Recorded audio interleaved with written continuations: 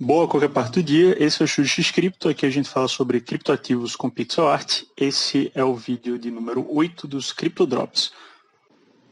Hoje a gente vai falar de uma notícia um pouquinho antiga, aí do dia 1, já tem 3 dias, mas que é importante documentar para não passar batido e, na verdade, da repercussão dessa notícia.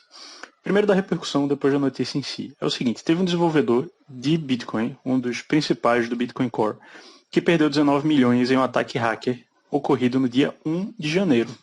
E isso repercutiu nesses últimos dias da semana e no comecinho do ano, principalmente no vídeo do nosso querido gordinho Peter Turguniev, do Visão Libertária.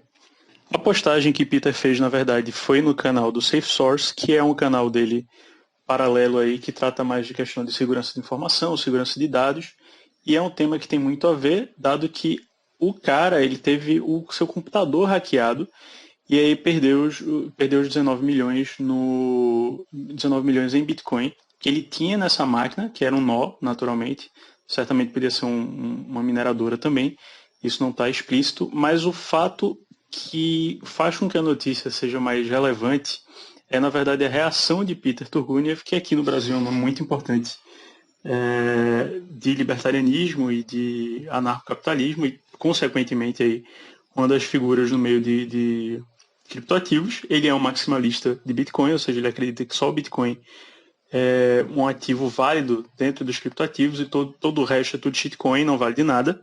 E o fato é que ele ficou um pouco preocupado com a integridade do próprio Bitcoin depois desse hack. Não pelo hack em si, porque o hack foi no computador do cara, então não tem nada a ver com a segurança do Bitcoin especificamente.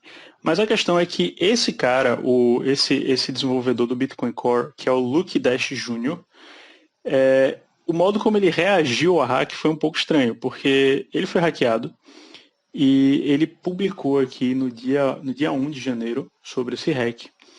E parece que a primeira atitude dele, depois de dizer que a chave dele aí de PGP tinha sido comprometida, etc., logo depois disso ele meio que deu uma chorada aqui pro pessoal do FMI. FMI não, FBI. Né? Se fosse para FMI seria pior ainda, mas de qualquer forma ele deu uma chorada pro pessoal do FBI, reclamando que não conseguia contactá-los. E isso foi o mais preocupante no caso da reação à notícia do Godinho, Peter Turguniev, porque chega a ser muito estranho o cara que é um dos principais desenvolvedores do Bitcoin dar uma chorada para o Estado, pedindo que eles tomassem alguma atitude. Inclusive tem uma treta dele aqui com um tal de Bauer Bird, Climate Justice, que é justamente sobre isso, como que chamando ele de hipócrita, porque pô, o cara é anarcocapitalista, libertário do Bitcoin e tá chorando para o FBI. E aí depois ele diz que não, mas o Bitcoin é apolítico e não é anarquista e tal. Isso deixou o gordinho extremamente preocupado. Inclusive, em certo momento do vídeo dele, ele disse que de repente a gente esteja no mato sem cachorro, que o Bitcoin não seja a solução libertária ideal e que acabou, né? A gente tem que investir em ouro e prata porque é o que sobra. A nossa visão, no entanto, aqui do Estúdio X Cripto é o seguinte. O primeiro é com relação ao Bitcoin, que tem o seu código totalmente auditável, tanto que um dos lemas do movimento cripto é Don't Trust, Verify, né? Ou seja, não confie, verifique. Então, é possível você verificar dentro da blockchain como funcionam as transações, embora o que o gordinho poderia estar preocupado é porque o executável do Bitcoin, lá do Bitcoin Core, esse possa sim ter alguma influência por parte desses caras, tipo o Luke Dash e os outros desenvolvedores, para colocar um backdoor ali, né? Já que eles estão pedindo pelo governo e de repente o governo atenda esse clamor deles, dizendo, coloca um backdoor no Bitcoin, que a gente consegue protegê-los, entre aspas, melhor. Mas aí é necessário lembrar que quem mais a gente precisa se proteger de quem mais a gente precisa se proteger é do governo, né? Então não faz nenhum sentido o governo ter um backdoor, por exemplo, no executável do Bitcoin. Por outro lado, a gente tem que entender que agora que esse conceito de criptoativos já está muito claro aí para muita gente, por mais que a gente chegue nesse cenário catastrófico onde o Bitcoin é tomado, digamos assim, sucumbe a poderes estatais, você já tem uma rede de pessoas libertárias que acredita fundamentalmente que o Estado não deve se meter no meio econômico.